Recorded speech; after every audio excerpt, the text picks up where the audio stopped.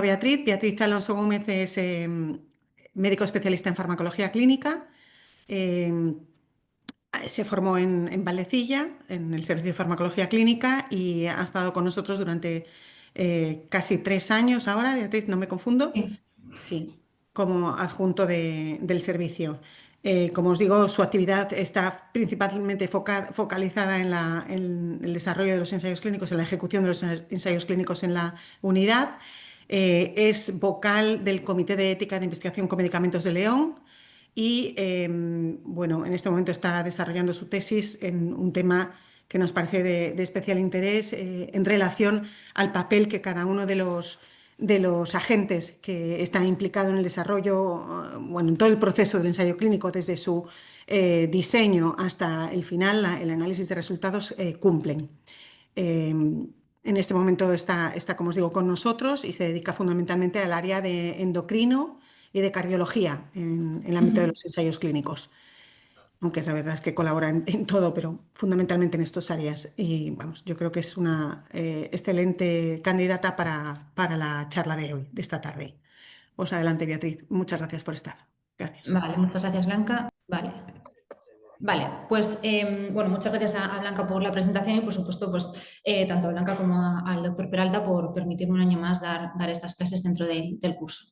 Tenemos solo media hora, entonces, bueno, hay muchas cosas que contar. Vamos a hablar hoy acerca de los principales agentes que están implicados dentro de un ensayo clínico. Vamos a hablar haciendo una pequeña introducción acerca de cuáles son las dos partes básicas que tenemos dentro del desarrollo de los fármacos, un poco de la parte preclínica y del desarrollo clínico, y donde hablaremos de los ensayos clínicos en sus diferentes fases, y después ya hablaremos acerca de cuáles son los principales agentes que están implicados en un ensayo clínico.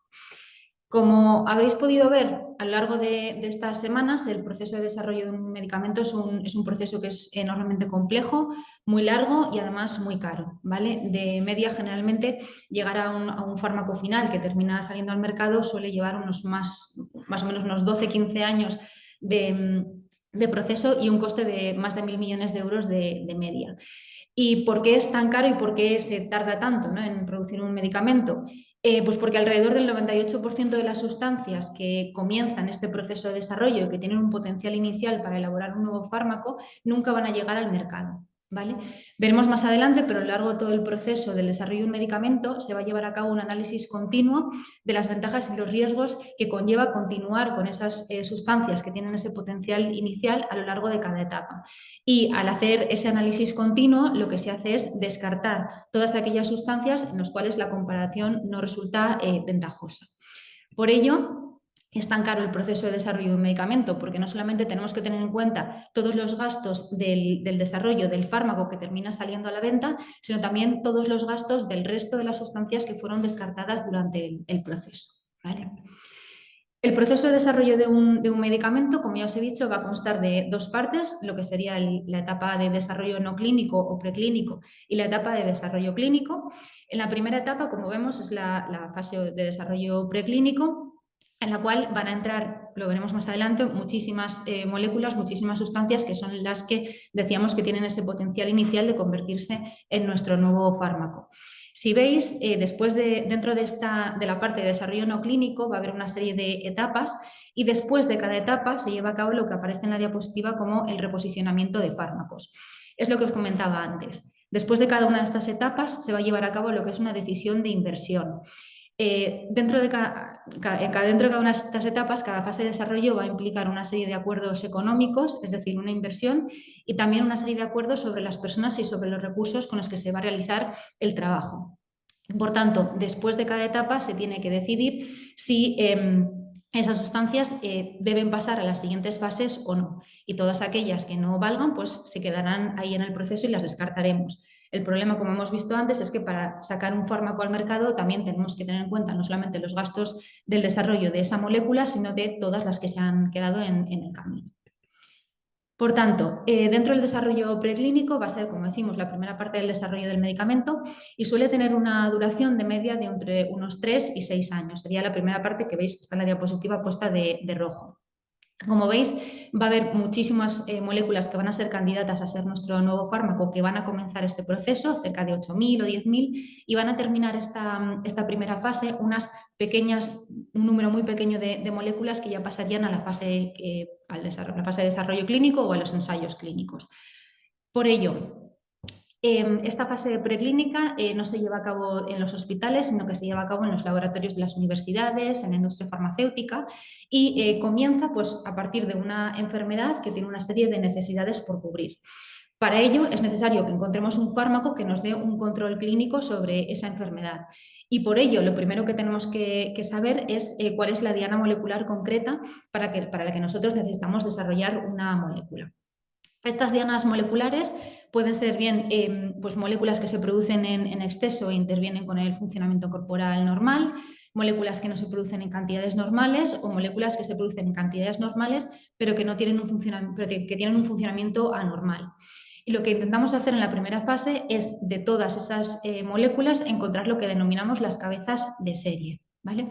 Lo que decíamos sería como encontrar la llave, siempre ponemos el ejemplo de que la enfermedad sería como una casa que tiene una cerradura en la puerta principal y nosotros necesitamos encontrar la llave que encaje con esa cerradura, que sería la diana molecular. Tenemos un ejemplo muy concreto de hace pocos años, que es en el caso de la vacuna del COVID. Cuando surgió el COVID era un virus que era en principio nuevo, que nadie sabía por qué se causaba ni cómo se transmitía y que estaba produciendo mucha enfermedad y muchas muertes. Es decir, existía una enfermedad que tenía unas necesidades por cubrir. Y fue, ya no sé si os acordaréis, pero sí que fue bastante importante la noticia de cuando se descubrió cuál era la forma molecular que tenía el virus del COVID. ¿Y por qué fue tan importante? Porque sabiendo cuál es la estructura molecular del COVID, pudimos ver dos dianas moleculares frente a las cuales después se han creado vacunas, ¿no?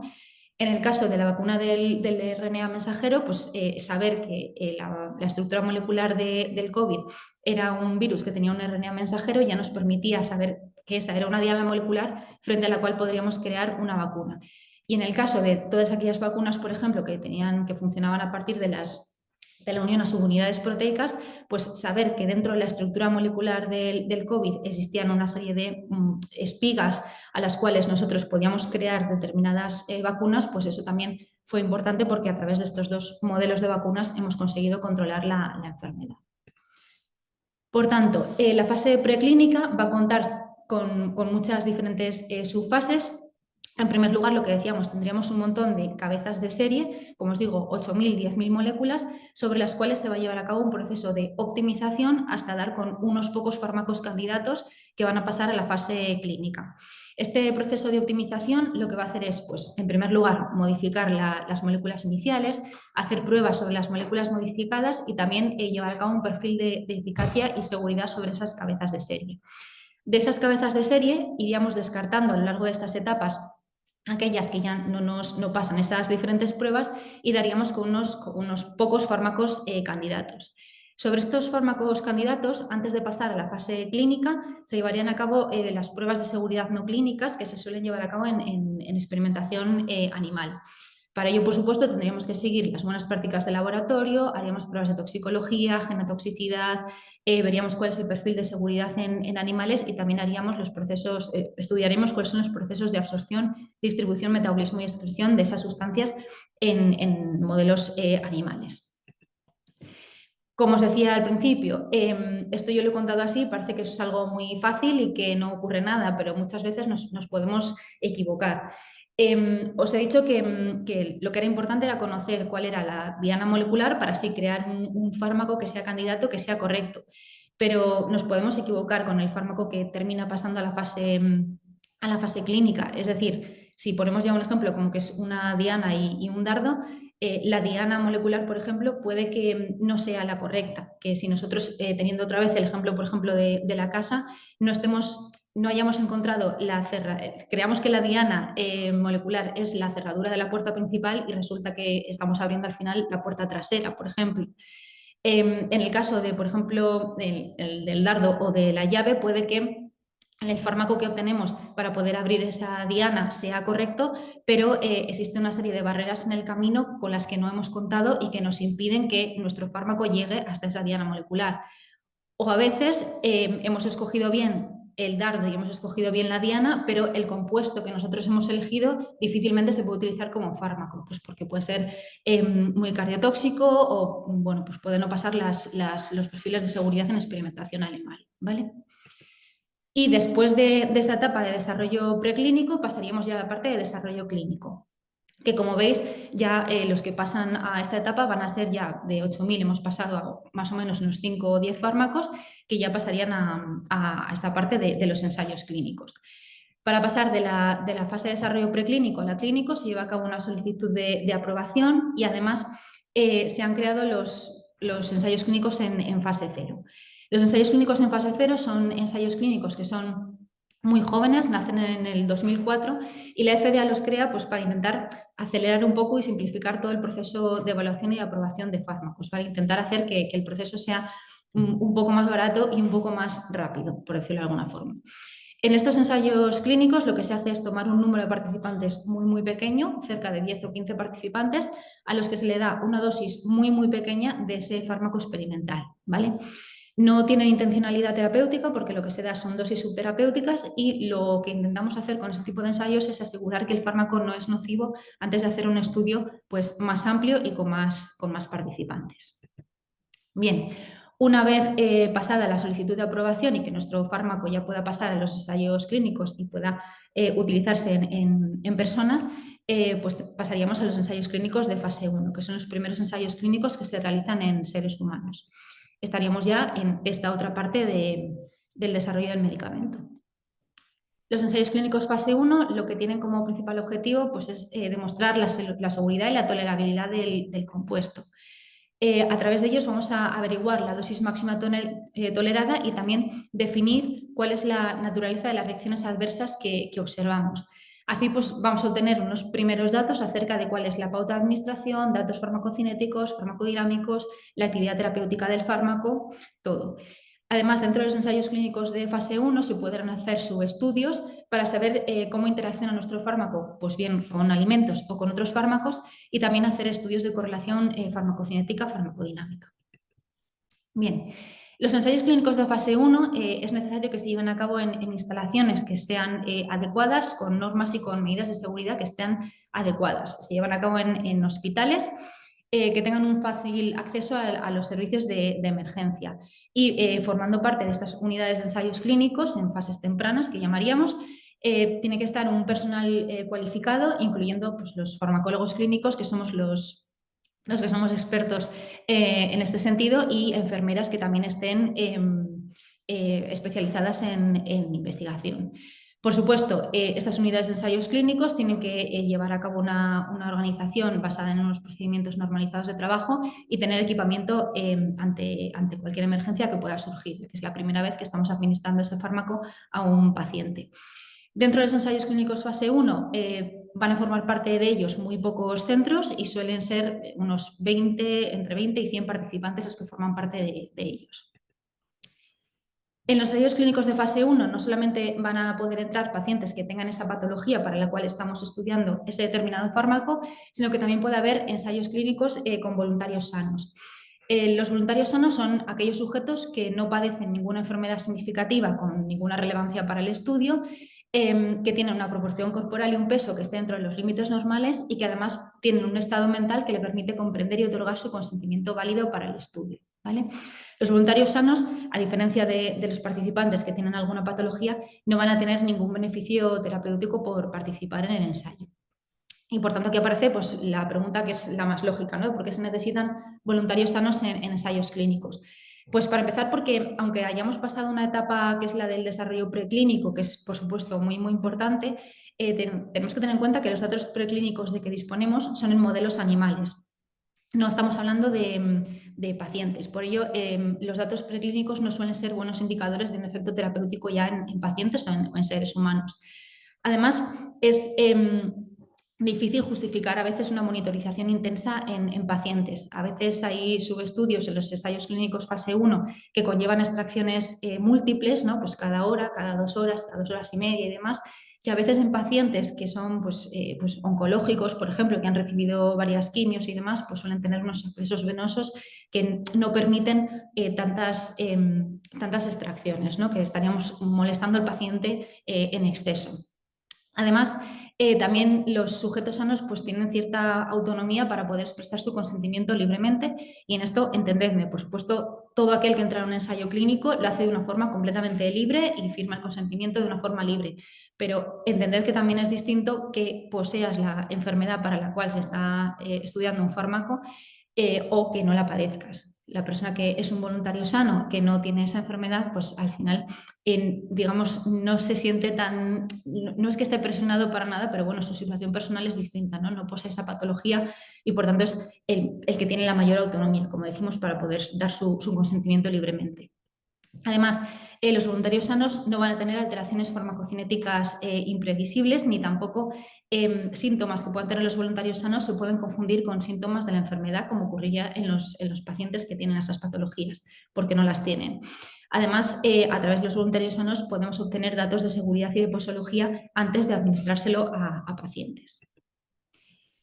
Se permiten los voluntarios sanos en los ensayos clínicos de fase 1, pero siempre que no estemos hablando de fármacos que sean muy tóxicos, como antineoplásicos o antirretrovirales, o en situaciones especiales como es una insuficiencia hepática o renal, ¿vale? Después de los ensayos clínicos en fase 1 ya pasaríamos a los ensayos clínicos en fase 2, que los podemos dividir o se subdividen en los que son fase 2A y fase 2B. Sí que es cierto que aunque nosotros hacemos también esta distinción de ensayos clínicos en 1, 2, 2A, 2B, 3 y demás, todas estas fases de los ensayos clínicos pueden solaparse unas con otras. Y de hecho es bastante común que los fase 2 se solapen con los fase 1. El principal objetivo de los ensayos clínicos fase 2 es establecer la dosis o la pauta más eficaz y también la relación de dosis-eficacia. Generalmente los ensayos clínicos en fase 2 son los ensayos de búsqueda de dosis. Van a tener un mayor número de participantes y aquí ya vamos a hablar de pacientes, en torno a unos 100-400 participantes y van a tener unos criterios de inclusión e inclusión que van a ser restrictivos, ¿vale? Para así pues, asegurar la homogeneidad de la muestra. Lo ideal además es que sean aleatorizados, doble ciego y controlados con placebo. Se puede hacer dentro de los ensayos clínicos fase 2, hablando de la dosis, podemos hacer una titulación de dosis o dosis escalonada en la que cada paciente va a empezar con una dosis que es supuestamente eficaz y según su respuesta se aumenta la dosis hasta conseguir la eficacia óptima o la aparición de efectos adversos, o bien darle el fármaco a dosis fijas, ¿no? Y ponerle a darle a los pacientes diferentes dosis, pero siempre la misma dosis en cada paciente constante a lo largo del tiempo. Como decíamos, los ensayos clínicos en fase 2 se podían dividir en los fase 2A y 2B. Los fase 2A intentan comprobar si el tratamiento es lo suficientemente eficaz como para justificar un estudio adicional, de tal forma que se fija un nivel de efectividad y a partir de él se evalúa la posibilidad de encontrar un 95% de éxitos o un 5% de fracasos. Y el fase 2B ya estima la efectividad y la magnitud de esa efectividad y plantea tamaños de muestra, tiene el objetivo de plantear tamaños de muestra mayores, para ya teniendo en cuenta los ensayos clínicos en fase 3. Entraríamos ahora en la última fase de los ensayos clínicos, que serían la fase 3. En estos ensayos ya se utiliza una muestra de pacientes mucho mayor, son ensayos que son multicéntricos internacionales, que van a tener, como os digo, una muestra de pacientes mayor y que además es más heterogénea, para así poder ser representativa de la población, ya que luego tenemos que tener en cuenta que nuestro fármaco va a salir al mercado y no todos somos iguales, por tanto tiene que haber una pequeña muestra que sea un poco más heterogénea, ¿no? Como en los ensayos de fase 2 que eran muy homogéneos todos, ¿no? En los ensayos clínicos fase 3 se evalúa tanto la eficacia como la seguridad del tratamiento experimental, intentando reproducir las condiciones de uso habitual, ¿vale? Intentando hacerlo lo más cercano a la realidad y considerando también las alternativas terapéuticas disponibles en la indicación estudiada. Lo ideal en los ensayos clínicos fase 3 es que sean ensayos clínicos controlados, es decir, nosotros tenemos nuestra muestra de participantes y los vamos a aleatorizar entre el grupo intervención o el grupo control. El grupo intervención será aquel que reciba el fármaco experimental, por decirlo así, y el grupo control será o bien el que reciba placebo o bien el que reciba el tratamiento que se pone de base en la práctica clínica habitual. Serán, como os he dicho, aleatorizados, es decir, se hace una distribución al azar entre los grupos y además lo ideal es que sean ciegos, es decir, que existe un desconocimiento del tratamiento que se le ha asignado al paciente. Y dentro del ciego se puede ser simple, doble o triple ciego. Simple ciego si es el paciente el único que desconoce cuál es el tratamiento que se le ha asignado, doble ciego si ni el paciente ni el investigador lo saben, y triple ciego cuando no lo saben ni el paciente, ni el investigador, ni quien realiza el análisis estadístico. Vale. Además, dentro de los ensayos clínicos fase 3 podemos hacer un diseño según la secuencia temporal. Podemos utilizar el diseño paralelo o diseño cruzado. En el diseño paralelo, cada grupo de pacientes va a recibir uno de los tratamientos, el control o el experimental, y en el diseño cruzado, cada paciente recibe de manera consecutiva cada uno de los tratamientos. Lo vamos a ver mejor aquí. Si veis en la parte izquierda de la diapositiva, en el caso de los ensayos con grupos paralelos, tendríamos nuestra muestra a la que le hacemos la aleatorización y a cada uno de esos pacientes se le va a asignar un tratamiento que va a ser el mismo hasta el final del estudio. En el caso del ensayo con grupos cruzados, tenemos el mismo grupo, pero en este caso el ensayo se dividirá en 2 etapas. En la primera etapa tendremos a cada uno de los participantes se les dará un tratamiento. Terminado un tiempo se hará un periodo de lavado, es decir, un momento en el que los participantes del estudio no recibirán el fármaco, y después se hará una nueva aleatorización en el que pues, los participantes que habían recibido el fármaco B pues, recibirán el fármaco A, y los que habían realizado y los que habían tenido el fármaco A pues, recibirán el B, ¿vale? Para que sepáis así un poco de los diseños de estudios. Y os había dicho que terminaba la parte de desarrollo clínico con los ensayos clínicos en fase 3, pero bueno, en verdad no, no es cierto, ya que también existen los ensayos clínicos en fase 4. ¿Por qué? Pues porque lo que sabemos es que obviamente el hecho de que un fármaco esté aprobado y en el mercado no significa que se sepa todo sobre él, ¿no? Por ello, a pesar de que ya esté que ya se lleva a su comercialización, se tiene que seguir vigilando su seguridad durante toda la vida del medicamento. Y por esto estos ensayos clínicos en fase 4 también se llaman estudios post-comercialización. Esto ha permitido llevar a cabo la retirada de fármacos ya aprobados, como era el caso de la talidomida, y se llevan a cabo a través del Sistema General de Farmacovigilancia, que tiene un programa de notificación espontánea de reacciones adversas al que pueden acceder pues, tanto profesionales como usuarios, y que pueden relatar pues, cuál ha sido su sospecha de reacciones adversas con un determinado fármaco, para así saber si existe una alarma que se pueda crear frente a ese fármaco en concreto. Y por último, ya cuando el fármaco sale a venta, digamos, cuando ya se aparece en la comercialización, como os he dicho, después de la autorización de comercialización del fármaco, va a haber una revisión constante, como os digo, a través de los ensayos clínicos en fase 4 o postcomercialización. Esta es una figura que resume un poco pues, cuál es el tiempo en el que se suele llevar a cabo el desarrollo del ensayo clínico. Si veis aquí, pues los estudios preclínicos le lleva una media de unos 3 a 5 años. La revisión y aprobación del comité regulatorio ya llevaría a los ensayos de fase 1. Si vais contando, pues al final van a salir sobre 12 o 15 años en total, dependiendo de cuál sea el fármaco, por lo que es un proceso bastante largo. Y por último, ¿cuáles son los principales agentes que están implicados en un ensayo clínico? Pues en primer lugar tendríamos las autoridades reguladoras, que en nuestro ámbito sería por un lado la EMA y la agencia. La EMA es la agencia de la Unión Europea que está descentralizada y que se encarga de evaluar todas las solicitudes de autorización de comercialización de medicamentos. Y lo que hace pues, es contribuir a la protección de la salud pública y animal. Es a nivel ya europeo. A nivel más local, teníamos en España la Agencia Española de Medicamentos y Productos Sanitarios, que está adscrita al Ministerio de Sanidad, y lo que hace es evaluar y autorizar tanto los medicamentos de uso humano como veterinario, a utilizar los ensayos clínicos con medicamentos e investigaciones clínicas con productos sanitarios, hacer además no solamente la evaluación inicial, sino hacer un seguimiento continuo de la seguridad y eficacia de los medicamentos una vez comercializados, y además regula las actuaciones de autorización y de registro, así como la inspección de laboratorios y de fabricantes.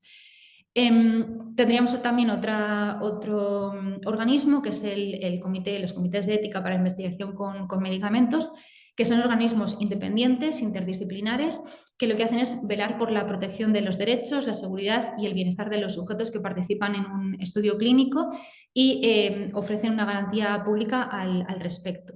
Lo que hacen los comités de ética es emitir un dictamen sobre el protocolo del estudio, velar por la idoneidad de los investigadores y la adecuación de las instalaciones, así como del proceso y de los documentos que vayan a utilizarse para informar a los sujetos del estudio con el fin de obtener su consentimiento. Ya a nivel mucho más local tendríamos las estructuras de soporte, que en el caso de nuestra comunidad estaría el IDIVAL. El IDIVAL es una estructura centralizada que promueve y desarrolla la investigación y la innovación en nuestro entorno biosanitario en Cantabria, con la vocación de buscar soluciones a los problemas de salud y contribuir al desarrollo científico, docente, social y económico. También tendríamos otras dos figuras que son importantes, que son el promotor y el investigador principal. El promotor es un individuo, empresa u organización que es la responsable del inicio, de la gestión y la financiación del ensayo clínico. Tiene una serie de responsabilidades que están muy bien definidas y en nuestro caso la industria farmacéutica son los promotores en más del 75% de los ensayos clínicos. También tendríamos el investigador principal, que es el que dirige la realización práctica del ensayo y que firma en unión del promotor la solicitud, corresponsabilizándose con él, ¿vale? Sí que es cierto que el promotor y el investigador principal pueden concurrir en la misma persona física. ¿Vale? También tendríamos otras dos figuras que son importantes, que son el monitor y, por supuesto, los pacientes. Los monitores de ensayos clínicos son los encargados del seguimiento directo de un ensayo clínico. Es la figura principal que vamos a tener entre el promotor y el equipo investigador. Es el encargado de hacer las visitas a los centros, tanto antes como durante y a la finalización del ensayo clínico, y el que de alguna forma pues, nos vigila para ver que todo lo que estamos haciendo por parte del equipo investigador se corresponde con lo que los promotores han decidido. Y por último, por supuesto, tendríamos a los pacientes, que son los últimos, pero son los principales en torno a los cuales se desarrolla toda la investigación clínica. Y con esto termino por mi parte. Dejo de compartir pantalla, Blanca. De acuerdo. Vale. Muchas gracias, Beatriz. Muy bien. Pues paso a presentar al doctor Ocio. El doctor Enrique Ocio es el jefe de servicio de hematología del Hospital Marqués de Valdecilla. Es un experto en el ámbito del mieloma múltiple, un experto a nivel nacional e internacional, absolutamente reconocido en el campo. En cuanto a lo que ha aportado en el hospital, es la accesibilidad a los pacientes, no solo a los tratamientos ya aprobados, sino desde luego a través de los ensayos clínicos a múltiples opciones terapéuticas, y de su mano han llegado al hospital también los ensayos en terapias avanzadas con CAR-T, lo cual es yo creo que un avance absoluto desde el punto de vista de los pacientes, de la institución y de los profesionales. Y desde luego yo soy la primera en darle las gracias por este avance en la terapéutica innegable, ¿no? Es autor de múltiples artículos y yo creo que bueno, recibe aplausos a través del chat ya de antemano. Desde el punto de vista de la docencia, bueno, yo he tenido la ocasión de oírle no solamente en este curso, sino en otros foros, y desde luego es un gusto tenerle a él por la claridad, por el expertise y por todo. Muchas gracias, Enrique, por estar con nosotros un año más en el curso. Yo creo que es una ventaja de este curso innegable. Muchas gracias. Muy bien, muchas gracias, Blanca. Bueno, demasiado, too much. Entonces, bueno, pues sí, ¿no? Vamos a hablar un poco de la visión del investigador. Comparto aquí, seguir compartiendo. Entonces, bueno, sí, a mí me encanta participar en el curso, ¿no? Y lo agradezco muchísimo, y además, bueno, yo creo que muchos pues ya somos asistentes y ponentes o pues habituales, ¿no? Porque creo que ayuda, y bueno, pues es como una actualización. Es verdad que yo, bueno, pues me pongo, decía, a ver, la charla esta, ¿no? Y qué hablar. Pues, pues hay que ver, claro, decía, a ver, bueno, vamos a intentar hacer algo que sea un poco lo mismo, pero actualizar alguna cosilla, entonces he puesto alguna cosilla pues un poco nueva, ¿no? Entonces, bueno, estos son mis conflictos de interés y, bueno, entonces, una visión un poco general, ¿no? De cómo veo yo la investigación y qué cosas podemos, pues quizá pues nos puede ayudar o podemos mejorar. O bueno, o cómo lo veo yo, ¿no? Entonces, primero, ¿por qué hay que hacer investigación clínica? Bueno, a veces podríamos decir, ¿no? Que bueno, pues un hospital pues bueno, pues puede hacer muy bien ver a sus pacientes, tener una buena cirugía, una buena medicina y ya está, ¿no? Y eso es lo que se le pide a un hospital y ya está. Bueno, yo creo que estamos, bueno, pues posiblemente estamos aquí en Valdecilla y pensemos, y yo creo que esto es válido para todos, ¿no? Que tenemos que darle una visión un poco diferente, ¿no? Un hospital debe generar conocimiento y no solo consumirlo, y fundamentalmente un gran hospital como es el que tenemos, ¿no? Es cierto, y esto no lo podemos, a veces podemos ver la investigación como puesta al paciente, ¿no? El otro día fue la última vez fue antes de ayer cuando me hablaron del conejillo de Indias, ¿no? Eh, bueno, pero es que es así, ¿no? O sea, yo esta mañana he visto 20 pacientes en la consulta y dices, es que el centro de nuestro trabajo es el paciente. El paciente, además, pues con sus características, y hablaba yo mucho de, bueno, pues que el paciente pues tiene su entorno, tiene su familia, tiene su problemática, tiene pues muchas cosas, ¿no? Bien, pero no podemos ver la investigación como separada o diferente y muchísimo menos en contra del paciente, al contrario, ¿no? Y yo creo que esta frase que pongo aquí en rojo, ¿no? Si investigamos, trataremos mejor a nuestros pacientes. Esta triple asistencia, docencia, investigación. Mm, Claro, es una visión de la investigación muy amplia, ¿no? La investigación clínica, pues es que estemos continuamente preguntándonos por qué hacemos las cosas, ¿no? Entre otras cosas. ¿Por qué esto salió? ¿Por qué hago las cosas? ¿Por qué esto me ha salido así? ¿Por qué esto? ¿Cómo me están saliendo? ¿Cuáles son mis resultados, ¿no? En mi caso, de un trasplante autólogo o de las células CAR-T que hemos empezado a poner y que ahora llevamos 30, hemos dicho somos 60 puestas, pues cómo estamos viendo qué efectos secundarios. O como un hemograma, si podemos mejorar el rendimiento de los hemogramas, ¿no? Bueno, pues todo esto al final repercute en el paciente, ¿no? Y es que verdad, ¿no? Además, esa investigación para un médico, pues educan y forman el espíritu de observación y crítico. Luego hablaremos un poquito más de esto. Nos exige estar al día, clave, ¿no? Y más hoy en día que va todo tan rápido, trabajar en equipo, y es un recurso contra la desmotivación, que es una palabra bonita, bueno, es una palabra muy fea, ¿no? Pero es como este recurso de, bueno, pues de que tenemos que hacer así. Es cierto que esto no es fácil, ¿eh? O sea, no es fácil dedicar la investigación clínica, porque es verdad que a veces hay dificultades. Y esto es algo que todos vemos, la absorber de actividad asistencial. Y nosotros, desde el punto de vista de los médicos, de las enfermeras, del personal asistencial, es cierto que dices, es que no llego a ver a mis enfermos. Es cierto, pero tenemos que vencer esto, ¿no? Es decir, o sea, tenemos que, a veces esa desmotivación, tenemos que decir, yo a veces hablo también de la clínica, de la mera, entre comillas, vamos a poner esto que es un poco así, ¿no? Mera asistencia, o sea, al ver a los pacientes es muy gaseoso, porque además, bueno, pues esto es un gas, ¿no? Que se expande, ¿no? Se expande y te lo llena todo el día. Y tú estás aquí de 8 a 3 y se llena, y si estás de 8 a 4 también se llena de asistencia. Bueno, pues a veces hay que pararse, ¿no? Y decir, no, a ver, esto es asistencia, pero tengo que investigar, ¿no? Y es verdad que lo pone aquí también entre comillas, la falta de recompensa. A veces, pues, uno dice, pues es que nadie me paga nada por esto, entre comillas, me paga, ¿no? No, si es que no tengo recompensa por esto, ¿no? Y pues me dedico a ver a mis enfermos y ya está, ¿no? Y también, pues puede pasar esto. A ver, yo esto cuando lo pongo aquí digo, uy, aquí me estoy metiendo en un lío, ¿no? Pero no, bueno, no, creo que no, ¿no? Es verdad que creo que aquí posiblemente no pasa mucho, pero bueno, es algo bastante generalizado, ¿no? O sea, la administración con frecuencia puede no valorar o no creer en la investigación. Es verdad, y a veces salen en los periódicos las noticias, me voy a meter en un jardín un poco, de las listas de espera. Y dices, bueno, bien, es verdad, si la lista de espera es algo clave y uno puede decir, bueno, es que tenemos que empezar la casa no podemos empezar la casa por el tejado. Y es cierto, ¿no? Pero esto no quiere decir que una cosa no nos lleve a la otra, ¿no? O sea, tenemos que investigar.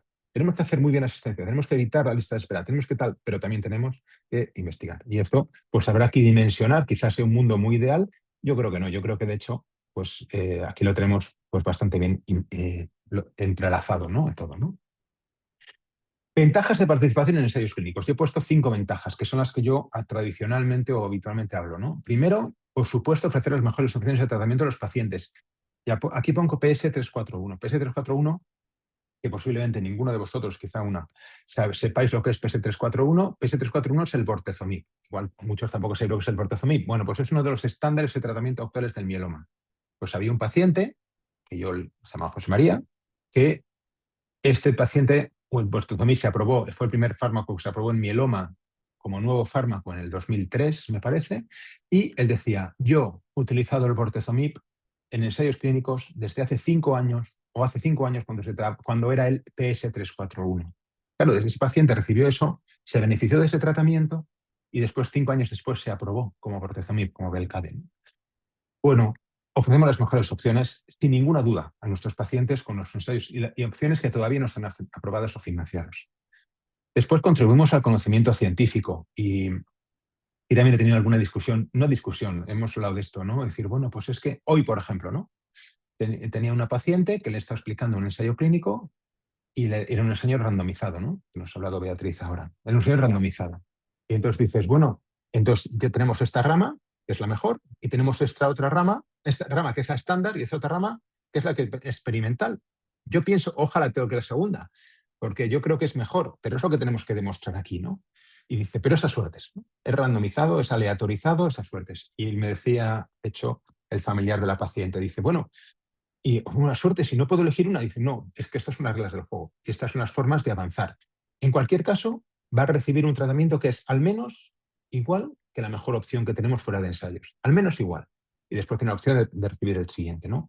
Y decía, es la única forma de contribuir al conocimiento, de avanzar, de tener nuevos tratamientos, ¿no?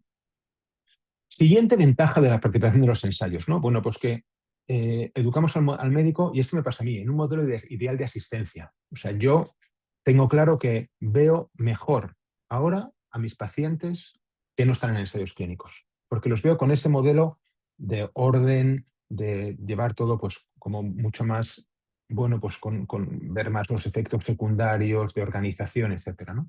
Creo que a mí esto es un modelo ideal de asistencia, ¿no? Por supuesto, contribuye al prestigio de la institución, y si vosotros ahora quizá pensamos en los grandes centros, ¿no? Entre los que nos incluimos en España, es decir, bueno, ¿qué es una de las cosas por las que se caracterizan? Ensayos clínicos. Tienen muchos ensayos clínicos y son centros de referencia, pacientes van allí a recibir ensayos clínicos, ¿no? Y después hay un punto que es el importante ahorro económico, que luego pondré algunos ejemplos. Este es el mieloma. Mieloma de la diapositiva que, bueno, pues yo lo suelo poner muchas veces porque me parece que es un gran ejemplo, ¿no? Dentro de poco hablaré un poco de esto también en el hospital, ¿no? En la sesión general el jueves. Bueno, pues hablando de cómo ha cambiado 19 fármacos aprobados para el mieloma en este último siglo, ¿no? 19 desde el bortezomib, que está aquí en el 2004, que hablábamos antes, 19 fármacos, ¿no? Hasta la inmunoterapia y los CAR-Ts que hablaba antes Blanca, ¿no? Todo esto gracias a ensayos clínicos. Y yo he tenido la suerte de participar en muchos de estos ensayos, en el desarrollo de muchos de estos fármacos. Y eso es, bueno, a ver, aparte de todo lo que estoy diciendo, la satisfacción que da esto de ver un fármaco. Otros ves que no han llegado, pero otros que sí, y que los has visto en los ensayos, cuando eran siglas, y después de llegar, cambian el tratamiento y las perspectivas de un paciente, pues eso es algo realmente pues, impresionante, ¿no? Increíble, ¿no? Ejemplo, ¿no? 2 ejemplos voy a poner de 2 ensayos clínicos. Este paciente es un paciente de 50 años, ahora ya no, ahora tiene mucho más, ¿no? Que se diagnosticó en 2010 y yo estaba en Salamanca en aquel momento y recibió pues estas líneas de tratamiento, incluyendo un trasplante, y después empezó a entrar en ensayos clínicos, como vemos aquí arriba, ¿no? Hasta 11. En rojo está la evolución del componente monoclonal. Esto es lo que nos marca si hay más o menos enfermedad, mieloma múltiple en este caso, ¿no? Es un mieloma. Y abajo en azul está la hemoglobina, la anemia. Bastante que tiene en torno a 9 gramos de hemoglobina, o sea, tiene mucha anemia.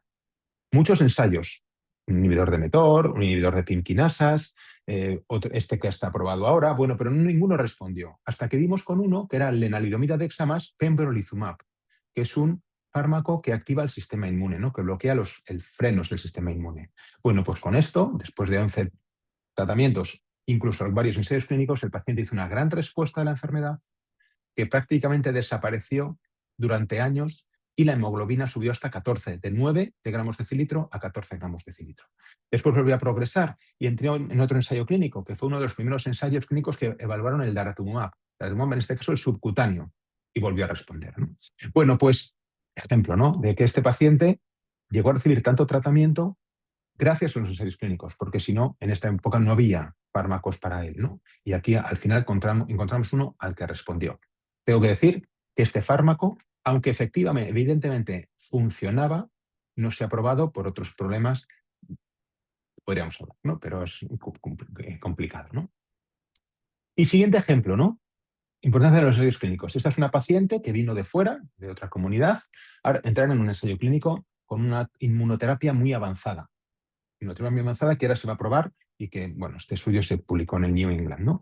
Pero esta paciente, todo esto que tenía, todos estos puntitos negros, esto es el cerebro que no, esto es el riñón, esto sí que es el hígado, pero todos estos puntitos negros y esto que es el fémur son focos de enfermedad, de mieloma.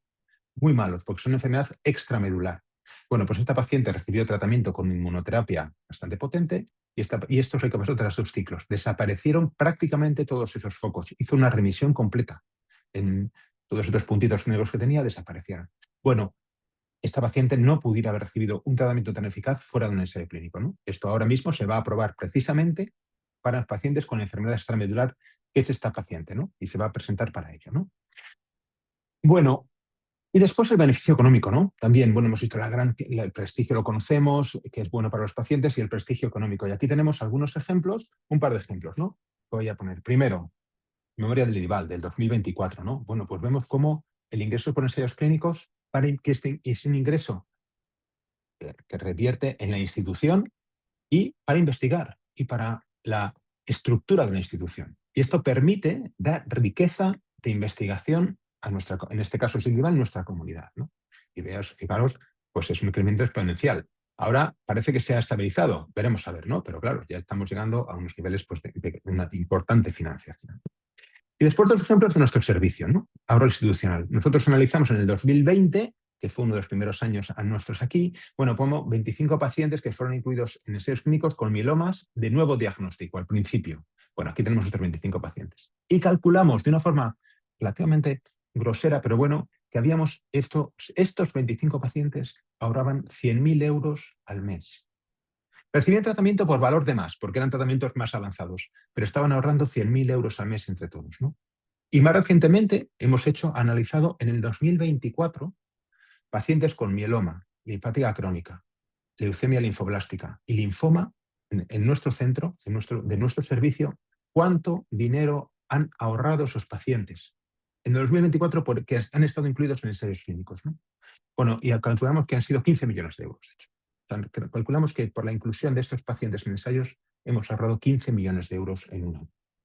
Bueno, creo que esto habla por sí solo de la investigación clínica, ¿no? De cómo ahorramos y además financiamos y contribuimos a apoyar pues, el centro, ¿no? Bueno, todo esto lógicamente requiere una estructura, ¿no? Y nosotros pues sí que tenemos pues, muchos ensayos. Aquí es un ejemplo de cuál es nuestra unidad de ensayos. Esto está un poquitín desactualizado, pero bueno, nosotros tenemos más de 150, hay más, ¿no?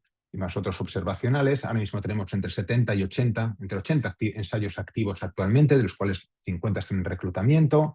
Muchos de ellos, a mí me gusta poner esto, pues como tenemos fases 1 y 2, hay muchas fases 3 en los últimos años, ¿no? Estos son por años, pero hemos aumentado desde 2018 para acá y hasta el 2023-24. Y muy importante, como tenemos muchos, prácticamente la mitad de nuestros ensayos, o más de la mitad, son fase 1, 1, 2 o 2.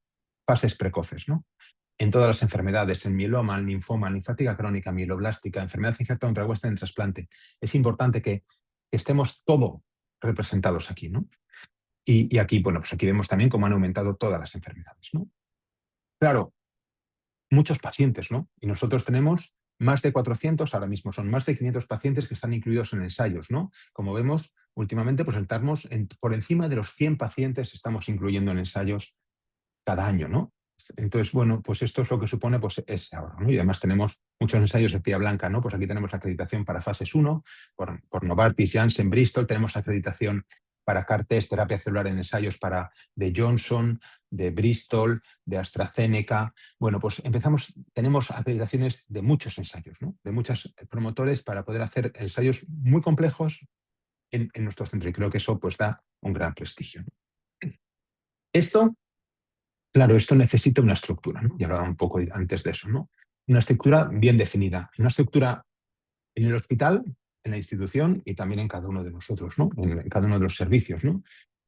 Y para esto necesitamos tener personal adecuado, bien formado. Aquí yo digo, bueno, pues nosotros para toda esta, bueno, pues estos ensayos que tenemos necesitamos pues personal, ¿no? Y tenemos gente, una coordinadora, 5 study coordinators, 4 data entry, un administrativo, bueno, pues cómo, y son los que necesitamos pues para que yo esta mañana llegaba la consulta y sé que si tenía 20 pacientes, más de la mitad, 13, 14, quizá hoy más, pero bueno, 14 pacientes, vamos a poner, eran de ensayos clínicos.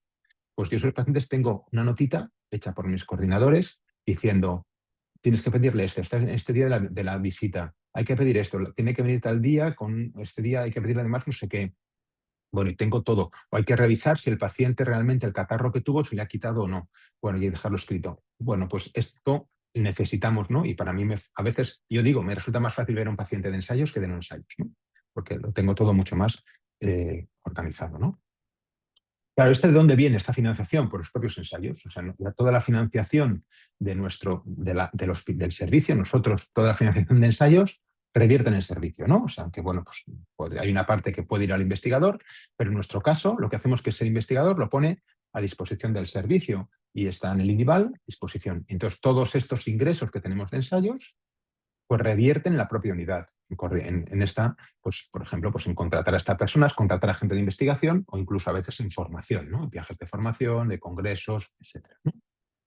Y después creo que es muy importante la colaboración, ¿no? Y aquí la otra parte para mí clave en los ensayos clínicos, aparte de la propia estructura, es la colaboración. Y colaborar dentro del hospital, con IDIVAL, con la unidad de ensayos del hospital, con farmacia, otros servicios como radiología, medicina nuclear, cardiología, oftalmología, con la que tenemos con todos una perfecta colaboración, y centros del entorno. O sea, centro de referencia. Y aquí tenemos este boletín periódico que cada mes, este es el de octubre, pues cada mes tenemos un boletín, teleconferencias, el contacto fácil y cercano, pues para que, bueno, pues para que el que tenga algún paciente en Asturias o en La Rioja o en el País Vasco, pues sepa que automáticamente puede mirar en nuestro boletín, decir, aquí tenemos un ensayo para esto y habla con nosotros muy rápido y de hecho tenemos bastantes pacientes que vienen. Y voy a decir un par de cosas más, no mucho más, y es, esto es un par de ejemplos de, aparte de la estructura, ¿qué más podemos hacer, ¿no? O sea, yo creo que esto, como ya veis, bueno, pues yo soy una apasionada de la investigación clínica, de todo esto, y porque creo que da gran liderazgo, ¿no? Gran satisfacción, aparte de todo lo que hemos dicho, ¿no? Pero aquí un par de ejemplos, ¿no? Y es que yo creo que también tenemos que dar un paso más, ¿no? Y este paso de liderar ensayos clínicos, y esto es algo de nuestro servicio, por el que estamos pues, muy orgullosos, ¿no? Como sabéis, antes hablaba Blanca de las terapias CAR-T. Bueno, pues esto es Teraval, ¿no? Terapias avanzadas de Valdecilla. Bueno, pues nosotros, este es el segundo proyecto, segundo ensayo clínico que nos han concedido. Ensayo clínico no comercial. Y esto es muy difícil. No es por sacar pecho, pero sí es por decir, bueno, tenemos que tender a esto, ¿no? Y también por decir, sacar pecho yo creo que entre todos, de todos. O sea, tenemos la estructura para esto. Este es un ensayo clínico en el que nosotros hemos propuesto, dentro de Teraval, pues hacer, es aquí el título, ¿no? Una inmunoterapia adoptiva con células A-activated invariant NK T-cells, o sea, INKTs activadas, halogénicas, en pacientes ancianos con una leucemia aguda de riesgo intermedio adverso en respuesta subóptima con mentoclasia CCTI. Bueno, pues lo que tenemos son pacientes ancianos con una leucemia que han recibido un tratamiento, pero no han respondido, pero no muy bien. ¿Y qué vamos a hacer? Les vamos a poner unas células a INKTs, ¿no? INKTs. Entonces, este ensayo no lo financia nadie, porque es un ensayo no comercial. Entonces, ¿qué hay? Esto es muy difícil, ¿no? Es muy difícil. Bueno, pues aquí pedimos un proyecto aquí al ICI de investigación clínica independiente, a la convocatoria del Ministerio de Carlos III, y nos dieron esto, como veis abajo, pues 1,5 millones de euros para hacer unos ensayos, un ensayo clínico, bueno, primero para producir las células, tener el IMPD de las células halogénicas, y ser uno de los primeros que tenemos esto, ¿no? Para hacer todos los estudios también básicos o preclínicos, y después hacer el ensayo clínico, en colaboración pues aquí con la unidad de ensayos, con la plataforma SCREN, bueno, entre todos, pues hacer este ensayo. Bueno, pues creo que tenemos que plantearnos esto y saber que tenemos la capacidad de hacer esto, ¿no? Y aquí otro ejemplo, ¿no? Y esto es un ejemplo no de investigación no comercial, sino de investigación comercial. Y este es un ensayo clínico que nosotros, bueno, esto es un ejemplo, ¿no? Pero es dentro del Grupo Español de Mieloma y lo vamos a liderar desde aquí, desde Valdecilla, ¿no? Va a ser un ensayo, en este caso va a ser nacional, aunque tenemos otros internacionales, pero este es un ensayo nacional, en el cual vamos a comparar DARA-VRD, que es lo que está en rojo, frente a que está aprobado, frente a Belantamab-VRD. Entonces, Belantamab, que es de GSK, bueno, pues vamos a incluir 300 pacientes en este ensayo clínico particular. Bueno, este ensayo clínico cuesta bastantes decenas de miles de euros, ¿no? O sea, más de 100.000 euros, ¿no? Bueno, pues, pero GSK quiere que lo hagamos en España y quiere que lo lideramos desde aquí. Entonces, tenemos que plantear y poner toda esta maquinaria en marcha, porque tenemos esa capacidad, ¿no? De poder hacer todo este liderazgo y esta participación en los ensayos en la investigación clínica, ¿no? Entonces, bueno, yo termino ya con esto, ¿no? Es decir, creo que tenemos la capacidad de, y voy a poner aquí por qué, convertir a Cantabria en el centro de referencia. Lo somos ya en parte, ¿no? Del norte de España. Centro de referencia de ensayos clínicos, como de tantas cosas para el norte de España, ¿no? Tenemos servicios con gran autoridad, ¿no? Y prestigio en el campo de los ensayos. Aquí pongo algunos, ¿no? Esto también es peligroso porque habrá otros muchos, ¿no? Pero aquí oncología, reumatología, psiquiatría, digestivo, hematología, pues neumología, podemos hablar de muchos otros, ¿no? Que hacemos ensayos y que tenemos autoridad y que recibimos pacientes, ¿no? Bueno, pues creo que esto es un gran punto, ¿no? Después tenemos hay servicios de estos que tienen una estructura de gestión de ensayos de 10 a 20 personas. Pero además de esto, tenemos también una unidad de ensayos clínicos y una estructura dentro del hospital que también tiene prestigio y que también da este apoyo a todo el resto de personal del servicio que igual no tienen esta estructura de gestión que nosotros tenemos, ¿no? Pero tenemos una unidad de ensayos clínicos que tiene también prestigio, con acreditaciones, que tenemos aquí con ejemplos de que han apostado por ella, ¿no? Como las vacunas de COVID de Janssen, que fue nuestra unidad de ensayos la que lo puso en marcha, ¿no? Bueno, pues creo que esto también es muy importante, ¿no? Y después tenemos esa capacidad de recibir pacientes, porque tenemos muy bien estructurada esa plataforma de derivación. ¿Por qué? Pues porque somos un centro de referencia ya de trasplante, por ejemplo. Entonces eso ya nos ayuda y de eso tiramos. Tenemos que tirar un poco de toda esa ya infraestructura que ya tenemos para poder ir mejorando, ¿no? Y apoyarnos unos a otros, ¿no? Bueno, como veis, yo me ilusiono, ¿no? Me apasiona esto, pero creo que es la forma como volvemos al principio, ¿no? En el fondo, al final, ¿qué es lo que tenemos? El paciente.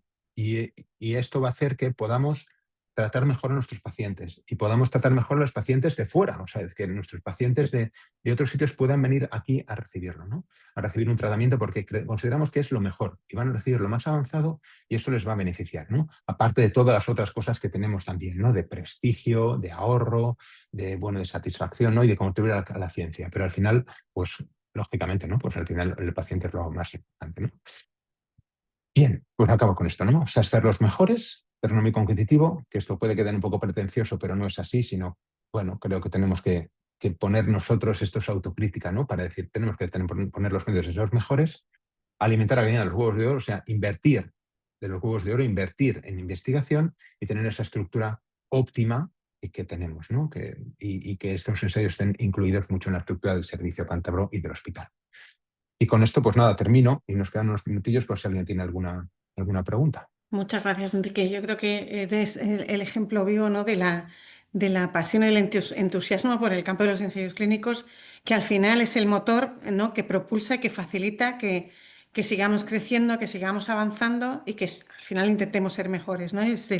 Yo creo que la visión del investigador queda claramente patente en todo lo que has contado. Ojalá todos, bueno, tengamos ese impulso, ¿no? que tú imprimes. Vale, y damos paso ahora a Noelia. Noelia Vega Gil es también farmacólogo clínico. Trabaja en la unidad de ensayos clínicos desde hace más de 8 años ya. Desde 2018. Desde 2018.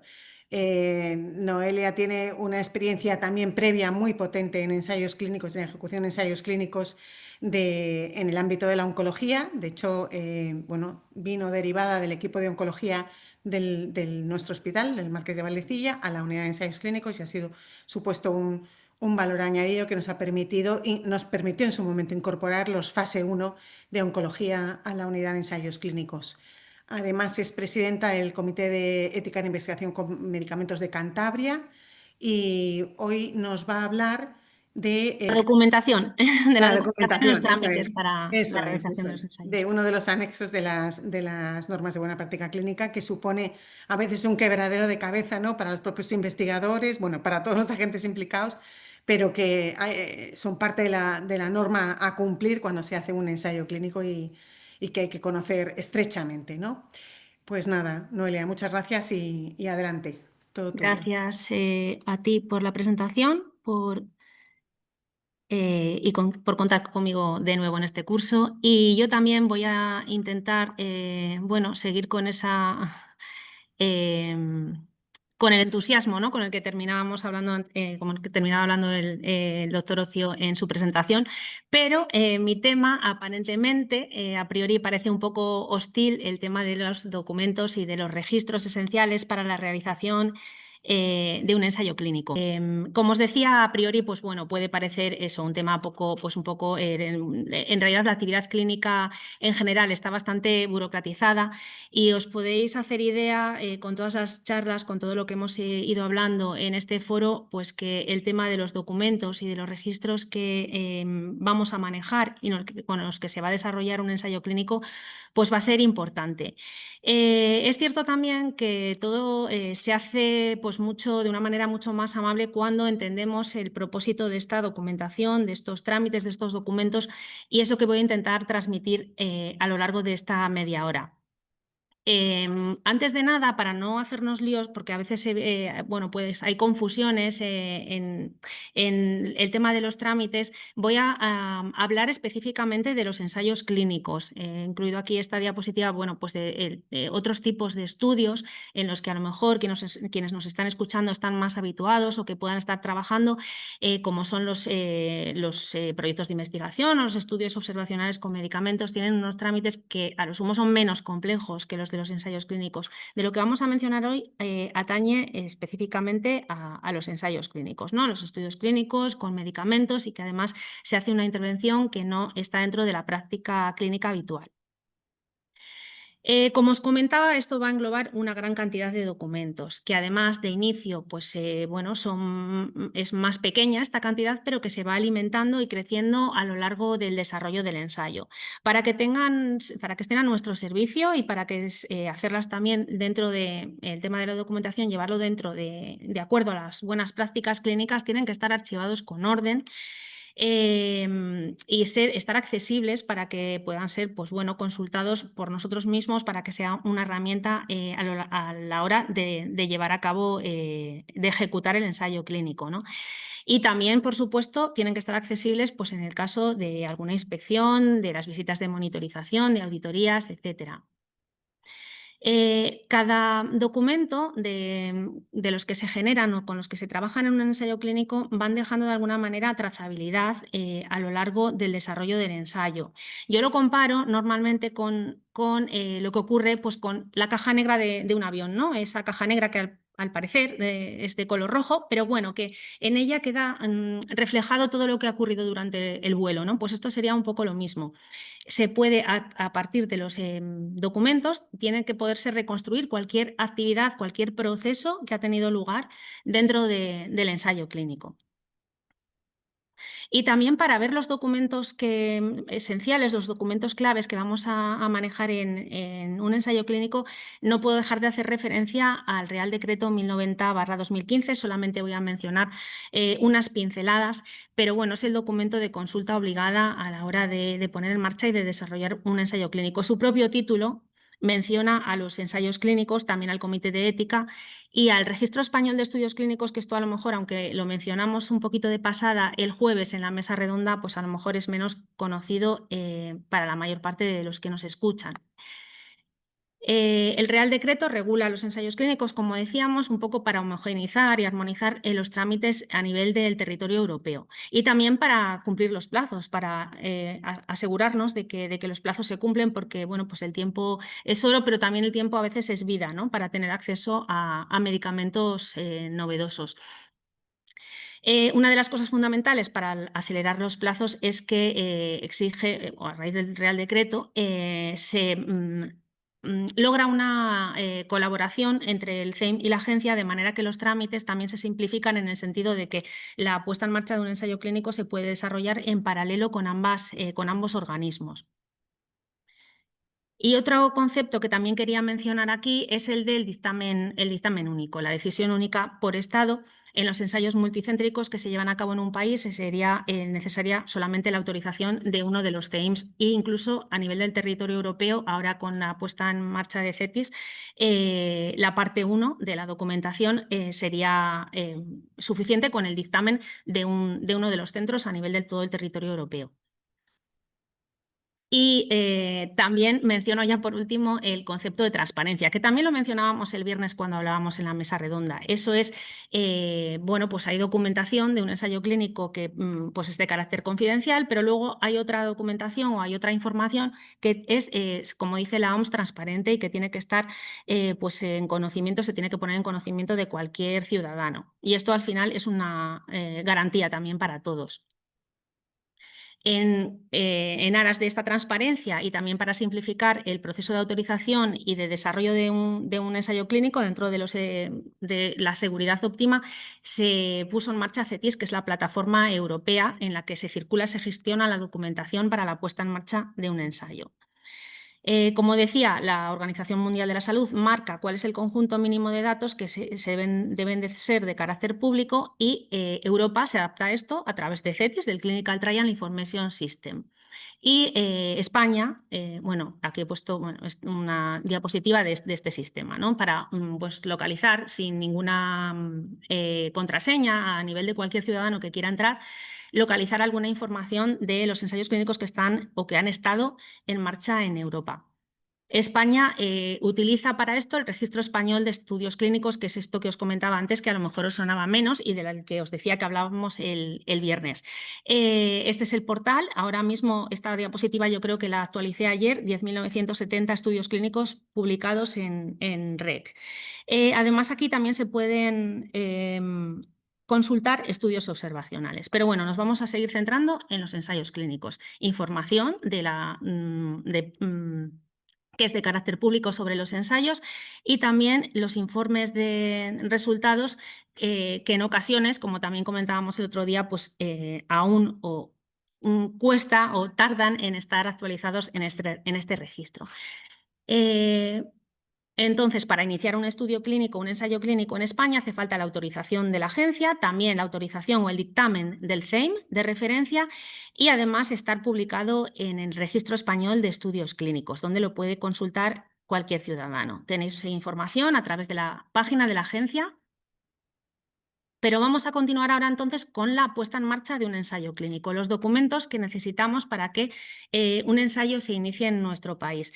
Es verdad que en la mayor parte de los ensayos clínicos el promotor es la industria, pero también en algunos, como en algunos ensayos o en ocasiones la puesta en marcha de un ensayo se lleva a cabo pues, por un promotor independiente. Bueno, y Enrique Ocio nos nombraba hace un momento algunos ensayos de este tipo. Como os decía también, estos trámites, los documentos se envían directamente o en paralelo a la agencia y al CEIM en cualquier momento del mes y a través del portal CETIS, el Clinical Trial Information System. Yo lo comparo un poco como unos cajones en los que se van llenando la documentación que cada cajón nos pide. La agencia coge de ellos lo que tiene que ser evaluado por ellos y el CEIM lo que tienen ellos que evaluar, y a partir de los dictámenes o de la evaluación de cada organismo, pues establece la autorización si es pertinente. De esta documentación, por el tipo de documentos que engloba, se distinguen clásicamente dos partes. La parte 1 del expediente de solicitud incluye un tipo de documentos de más de carácter administrativo, de carácter técnico o farmacéutico. Por eso, esta parte la revisa la agencia y algunos de ellos, de los documentos que forman parte de esta parte, también el CEIM. Mientras que la parte 2 incluye documentación fundamentalmente de carácter ético. Y por ello pues, solamente es objeto de revisión por el CEIM. En la parte 1 pues, tendríamos documentos de tipo administrativo como la carta de presentación, el formulario de solicitud que se va rellenando con los datos del ensayo y la autorización del promotor al solicitante si no actúa en nombre propio.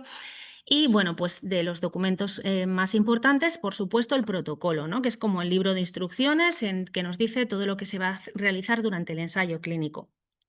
También muy importante el manual del investigador. ¿Por qué? Porque los medicamentos en estudio, el producto en investigación, obviamente no es un producto que esté aprobado por las autoridades reguladoras, entonces no tiene ficha técnica como tal, sino que lo que tiene es un dossier de toda la información del desarrollo previo del medicamento.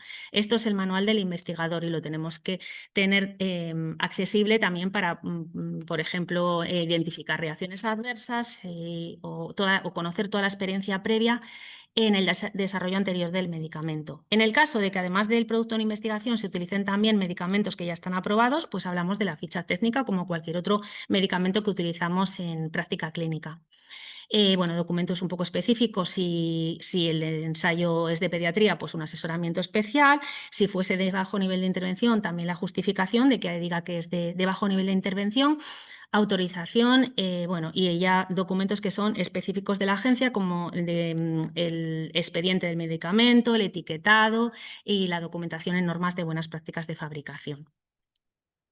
Dentro de la parte 2 del expediente de solicitud está que solamente evalúa el CEIM, el Comité de Ética, pues tenemos, bueno, en primer lugar, no por importancia, pero por el material de reclutamiento. Este sí que es un documento un poco, una documentación un poco especial, que es objeto de quebraderos de cabeza a veces por los CEIMs, porque incluye esa información que se divulga para facilitar o para estimular el reclutamiento. Por ejemplo, anuncios de que se necesitan voluntarios para participar en un ensayo clínico o trípticos o folletos o pósters que se pueden poner en salas de espera de consulta, por ejemplo, o incluso en redes sociales. Entonces, esta documentación, estos documentos tienen que cumplir una serie de requisitos entre los que no se, bueno, pues la información no sea demasiado sensacionalista o, bueno, que esté explicado con la máxima neutralidad posible y que, por ejemplo, en el caso de que haya compensación económica, esto no se utilice como reclamo, ¿no? Para no fomentar, para no estimular en este sentido el reclutamiento.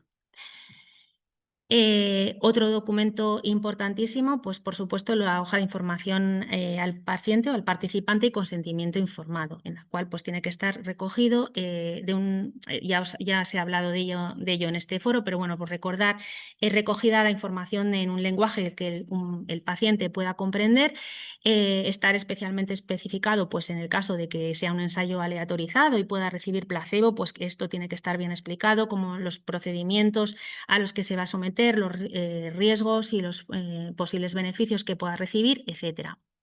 Es importante que los documentos de hoja de información al paciente consentimiento estén versionados, porque es muy habitual que conforme avanza el ensayo se modifique pues, en base, por ejemplo, a acontecimientos adversos que se han observado o cualquier otra modificación en el calendario de las pruebas, pues que se modifique esta información y que haya que hacer una enmienda y una versión nueva del consentimiento. También tendríamos que tener en esta parte del expediente el listado de los investigadores con sus currículos y sus certificados de formación en buenas prácticas clínicas, de unidad de las instalaciones, la memoria económica. Y con esto el CEIM y la agencia hacen su evaluación y su dictamen, cumpliendo unos plazos como comentaba anteriormente.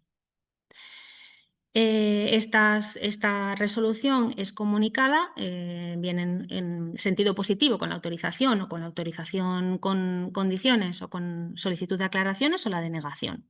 Y entonces, para poder poner en marcha un ensayo clínico en España, tendríamos que disponer del documento de autorización de la agencia, del dictamen favorable del CEIM, de la firma del contrato, del cual también se ha hablado aquí en este curso, en estas sesiones previas, y la activación del centro en el Registro Español de Estudios Clínicos que veíamos.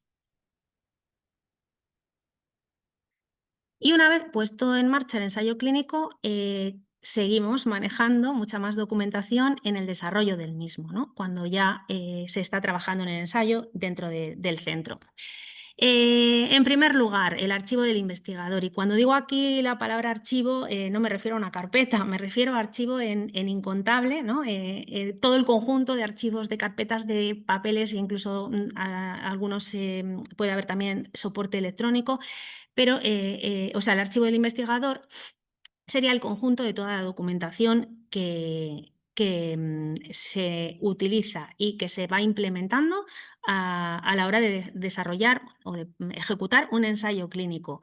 De hecho, también se le llama caja negra, que yo antes hacía la metáfora con la caja negra del avión, pero en algunos momentos también puede ser incluso un formato de caja tipo maletín de color negro, pero también se habla de ello como trial master file. Bueno, pues siempre se utilizan muchos anglicismos en este sector, TMF o archivo maestro. Y es, como os decía, el conjunto de todos los documentos esenciales. ¿Qué son los documentos esenciales? Pues todos los que se manejan en un ensayo clínico, que permiten, tanto individual como colectivamente en su conjunto, la evaluación de la realización de cómo se está desarrollando el ensayo clínico y de manera que se pueda verificar que todo se hace con la suficiente calidad y de acuerdo a las normas de buenas prácticas. Sirve para demostrar el cumplimiento por parte del investigador, del promotor y del monitor de que esto se hace así. Y tiene que estar disponible no solo para nosotros, sino también para las autoridades competentes en el caso de que haya una inspección o una auditoría. Esta documentación, el archivo del investigador, se tiene que conservar cuando se cierra el ensayo de forma confidencial y protegida de forma segura durante 25 años después de la finalización del ensayo. Existen dos copias del archivo del investigador. Una está en las instalaciones del centro y otra está en las instalaciones del promotor.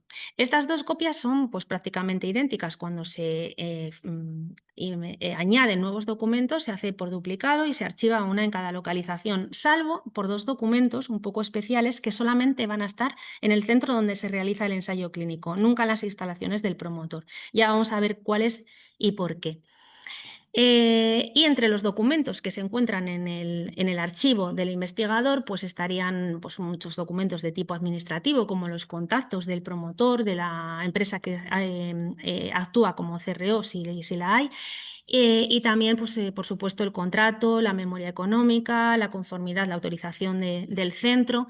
Muy importante el protocolo original y, como os decía, que a veces va habiendo enmiendas y se va modificando respecto a la versión inicial, pues todas sus modificaciones, sus versiones posteriores, firmadas como recibido y como estar de acuerdo por parte del investigador principal también. El cuaderno de recogida de datos, aunque habitualmente, lo voy a mencionar después, los cuadernos de recogida de datos se utilizan en formato electrónico, ¿no? En plataformas, en páginas que una empresa diseña específicamente para recoger los datos de ese ensayo clínico, de cada visita, es en el archivo del investigador una copia de ese formato electrónico tiene que estar también archivada. También la información que se entrega a los sujetos del estudio, por ejemplo, en caso de que haya diarios para que ellos recojan de la manera que toman la medicación, o bien información de cómo la tienen que tomar. Estos documentos también tienen que estar recogidos, archivados en el archivo del investigador. Listados relativos a los pacientes. En los pacientes que se valora su inclusión o que llegan a realizarse el screening, pues, y también los que son randomizados, por supuesto, se van recogiendo en un log, ¿no? En un listado con la fecha en la que firman, en la que se hace el screening, la randomización si se hace, o el fallo de screening si ello sucede. Y hay un documento más, un log del registro de la identificación del paciente, que en este documento se incluye el nombre real del paciente. Sabéis que de acuerdo a la protección de datos y por normas de buenas prácticas se mantiene la confidencialidad de la identidad de los pacientes y se les pone un código con el que identificarlos. Pero tiene que haber un documento, que es este, el registro de identificación, en el cual esté recogido el nombre, su nombre verdadero, su fecha de nacimiento completa puede estar o su número de historia. ¿Por qué? Pues porque en algún momento puede ser necesario deshacer esa codificación para poder acceder a algo que ha ocurrido con un paciente o cuando ya incluso Después de que el estudio ha terminado, puede haber que contactarlo para darle alguna información adicional o, bueno, pues tiene que estar en algún lugar registrado su identidad. Entonces, este es uno de los 2 documentos que os decía que no pueden estar en una copia en las instalaciones del promotor, solo está en el centro. La hoja de información al paciente consentimiento informado, tanto la versión original para ofrecer a los posibles candidatos como las versiones firmadas por cada uno de los pacientes que participaron en el ensayo. Y este sería ese otro segundo documento del cual no hay copia en las instalaciones del promotor. Solo se guarda por motivos de protección de datos en el archivo del investigador que está en las instalaciones del promotor, del investigador principal, perdón. También el manual del investigador, como os decía, que ahí está contenida toda la información que se tiene hasta el momento de ese fármaco que aún no está autorizado y que por tanto no tiene ficha técnica, y si hubiera otros medicamentos que ya comercializados, pues la ficha técnica de los mismos. Buenos certificados de laboratorio de cada centro para confirmar pues que tienen sus controles de calidad y los valores normales y los rangos. En el caso de que sea un ensayo aleatorizado, pues también el método de aleatorización, y muy importante, si tiene aleatorización y aún más si puede tener placebo o no, un procedimiento para que en el caso de que haya que abrir el ciego, pues se pueda hacer.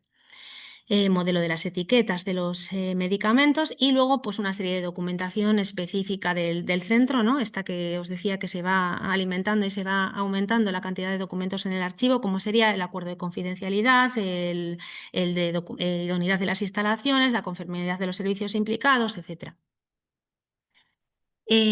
También documentos específicos de cada centro, pues está por supuesto el listado de el personal que participa en el ensayo, ¿no? Con la delegación de tareas recogidas, identificadas y firmadas por el investigador principal, que sería pues un documento de este tipo, ¿no? En donde se recoge el nombre del personal, el rol que hace, si es subinvestigador, study coordinator, data entry, lo que sea, sus responsabilidades y la firma iniciales y la autorización del investigador principal. También de este personal, sus currículums y las normas el certificado de normas de buena práctica clínica y el certificado de todos los entrenamientos o trainings específicos del ensayo, ¿no? Al personal, pues además de conocer el protocolo, pues luego van surgiendo distintas modificaciones o a veces a raíz de alguna desviación, pues hay que hacer otro entrenamiento y todo esto también se tiene que ir archivando. Por supuesto, el seguro de responsabilidad civil y pues el dictamen y las autorizaciones de las agencias reguladoras. Los informes de monitorización que se van generando a lo largo de las distintas visitas de los monitores y pues documentación de seguridad, como las notificaciones de los eventos adversos serios que, como sabéis, pues se tienen que notificar de una manera especial en menos de 24 horas, etc. Y cualquier otro tipo de correspondencia.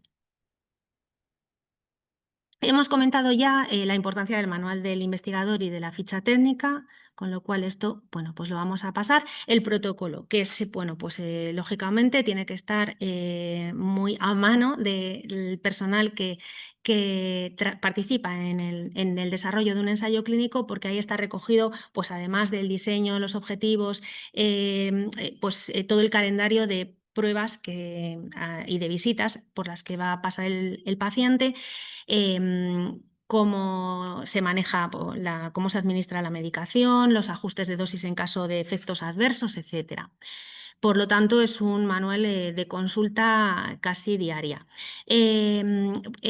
El formato que sigue para que esta consulta sea óptima, para que lo tengamos la información que necesitamos siempre a mano, pues sigue un formato normalizado o estandarizado para que facilite localizar esta información. He señalado en negrita los que, en la actividad diaria son más importantes, como el calendario de pruebas y pues el tratamiento y las advertencias de seguridad, de ajuste de dosis, de retrasos, etc. El cuaderno de recogida de datos, que ya desde hace años lo habitual es que no sea un formato cuaderno, sino que sea un formato digital, formato online. pero sería el documento impreso o bien electrónico que está diseñado para recoger todos los datos que se generan de los participantes en un ensayo clínico, ¿no? Y esto se tiene que hacer de forma fiel a la documentación fuente. ¿Cuál es la documentación fuente? Pues es el registro donde, o el soporte, bien sea en papel o bien sea electrónico, donde cualquier dato tiene forma por primera vez, donde se registra por primera vez. Por ejemplo, si el peso del paciente se anotase en un POSIT, ese sería el documento fuente, ¿no? Y tiene que estar transcrito al cuaderno de recogida de datos cualquier información recogida de los documentos fuentes de una forma pues, real, fiable y rápida, porque de nuevo el tiempo es importante, sobre todo con los cuadernos electrónicos en los cuales el promotor puede tener acceso rápido a la información y normalmente se pide pues, que esté cumplimentado en los primeros 5 días tras la visita del paciente, ¿no? Se me viene aquí, no sé si se ha comentado, bueno, cuando se recoge información en papel, cualquier corrección que se haga también tiene que dejar trazabilidad. Entonces, bueno, pues la forma habitual de hacer esa corrección es una raya sin que se deje de ver la información que estaba recogida originalmente, es decir, solamente cruzar con una raya la palabra o el número o la cifra, lo que estemos corrigiendo, y a continuación poner la fecha y las iniciales de la persona que está haciendo la corrección. El cuaderno de recogida de datos, pues por supuesto no recoge datos reales, sino que un código de participante, porque todo tiene que estar codificado o pseudonimizado. A veces se habla de anonimizado, pero realmente no son datos anónimos, son codificados porque, como hemos visto, hay un registro de la identidad del paciente en el cual siempre tiene que ser posible revertir o, si es necesario, pues saber el paciente 8 quién es realmente, ¿no? Por eso, en rigor, no son datos anónimos, sino que son codificados. Este sería el ejemplo de un portal de un cuaderno de recogida de datos, Medidata. Seguro que muchos de los que me están escuchando lo conocen y lo usan con asiduidad.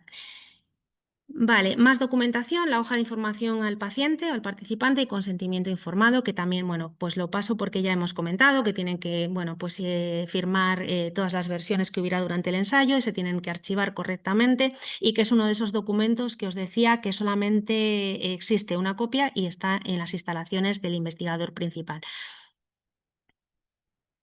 La memoria económica, pues bueno, también antes veíamos con la presentación del doctor Ocio, pues los gastos, o sea, lo importante que es, bueno, pues la cantidad enorme de dinero, ¿no? Que a veces es necesario para poner o a menudo es necesario para poner en marcha para desarrollar un ensayo clínico, y cómo pues se generan una serie de gastos que tiene que estar evaluado por el CEM en la parte 2 del expediente de solicitud, y que también tiene que estar archivado en el archivo del investigador. Los gastos directos extraordinarios serían todos los que se generan como consecuencia de todas aquellas actividades o pruebas que no se realizarían si el paciente no estaba incluido en un ensayo clínico. Y también todos esos costes indirectos por, bueno, pues por el personal que hace falta a veces contratar para poder llevar a cabo, que si no, no sería posible la ejecución de un ensayo clínico, ¿no? La póliza de seguro, pues lógicamente estamos hablando de medicamentos, de productos en investigación, de los cuales a veces pues no conocemos todo o conocemos muy poco en ocasiones. Entonces tenemos que tener una cobertura de seguro por cualquier eventualidad que pudiera surgir, cualquier riesgo que supusiera para los pacientes. En el caso de que los ensayos clínicos sean con medicamentos ya comercializados, lo que son los ensayos de bajo nivel de intervención, no haría falta una póliza adicional, sino que estaría la cobertura del seguro de responsabilidad civil del centro sanitario donde se está realizando el ensayo clínico. Y bueno, pues ya hemos pasado por los documentos o los trámites de la puesta en marcha, del desarrollo del ensayo, los documentos para la finalización del ensayo clínico se archivarían todos en la visita de cierre del centro. El cierre del centro normalmente está estipulado, pues ya lo tiene previsto el promotor cuándo se va a llevar a cabo, y en ese momento, pues como os digo, se revisa, se archiva correctamente toda la documentación, porque esa documentación va a tener que estar custodiada y bueno, pues guardada durante 25 años después de este cierre. Con todos los datos que se han obtenido del ensayo clínico, se elabora un informe final de resultados. Este informe final se envía a la agencia, a veces cumpliendo más o menos los plazos, como en los ejemplos que os ponía antes, al entrar en el Registro Español de Estudios Clínicos, y además también estos resultados pues, se tienen que divulgar, se tienen que publicar. El informe final, por supuesto, el responsable es el promotor, y el investigador principal también tiene que aceptar y firmar este informe y ponerlo en comunicación también del CEIM cuando el ensayo finalice, cuando tiene el informe de resultados. Y con este informe de resultados, pues en función de la fase del ensayo en la que estaba teniendo lugar el ensayo clínico, pues se procedería a pasar a la fase siguiente o a la solicitud de la aprobación, como comentaba antes también Beatriz Alonso. Y con esto, pues termino mi presentación. Gracias por la atención. Muchas gracias, Noelia. La verdad es que la cantidad de documentación que genera el ensayo es abrumadora, abrumadora, nunca mejor dicho, pero es esencial, ¿no? Para garantizar toda la trazabilidad de todos los datos, de todas las cosas que se han hecho de acuerdo a las normas de buena práctica clínica, o sea, que se han hecho bien y que le dan consistencia y calidad, ¿no? Y credibilidad a los resultados finales del ensayo. Sí, Como no puede efectivamente, ser. es una garantía para todos, y para nosotros a veces una tortura, ¿no? Un poco, pero realmente, pues Sí. bueno, por eso comentaba que, bueno, que al final todo tiene su sentido, y que aunque nos abruma y a veces pues nos supera, pero tiene que ser así, y es importante hacerlo, pues eso, conforme a las normas, y entonces así todo se hace un poco más amable, ¿no? Sí, yo creo que los archivos electrónicos, ¿no? Han venido también a facilitar un poquito, pero no a simplificar necesariamente. Quiere decir que la documentación, Sí. la percepción, no sé la percepción que tú tienes, pero yo no tengo percepción de que esto se haya simplificado, sino que los registros pues a veces son cada vez más abrumadores, ¿no? Sí, eso libera espacio, todo lo que tenga soporte electrónico libera espacio, pero realmente a veces también lo físico al ojo pues le llega mejor, ¿no? Y luego también el soporte electrónico, pues bueno, tiene también la inmediatez, ¿no? Necesita, pues para circular la información o para cualquier cosa, pues también tiene esa ventaja, pero bueno, estamos en ese punto en el que todavía pues estamos un poco a caballo, y a veces eso complica las cosas. Sí, luego el axioma este que tenemos en ensayos clínicos, lo que no está escrito no existe, no se hizo. Efectivamente. Con lo cual, todo tiene que estar escrito, todo tiene que estar Mm, trazado. Y bueno, esto que decía el doctor Ocia antes, ¿no? Que es una manera de ver a los pacientes y de llevar a cabo pues, la ejecución en la que como todo se tiene que reportar, todo tiene que estar escrito, pues al final, si tú lo extrapolas a la práctica clínica habitual, pues es muy metódico, pero evidentemente todo lo que has hecho ha quedado registrado, no queda duda ujú, de que se ha hecho. sí. Muchas gracias, Noelia. Y nada. Mañana seguimos, todos los demás, ¿vale? Vale, buenas Vale. tardes a todos. Gracias. Bueno, te dan las gracias aquí, Noelia también, ¿eh? Que está todo bien explicado. Ujú. Gracias, hasta mañana entonces. Hasta mañana.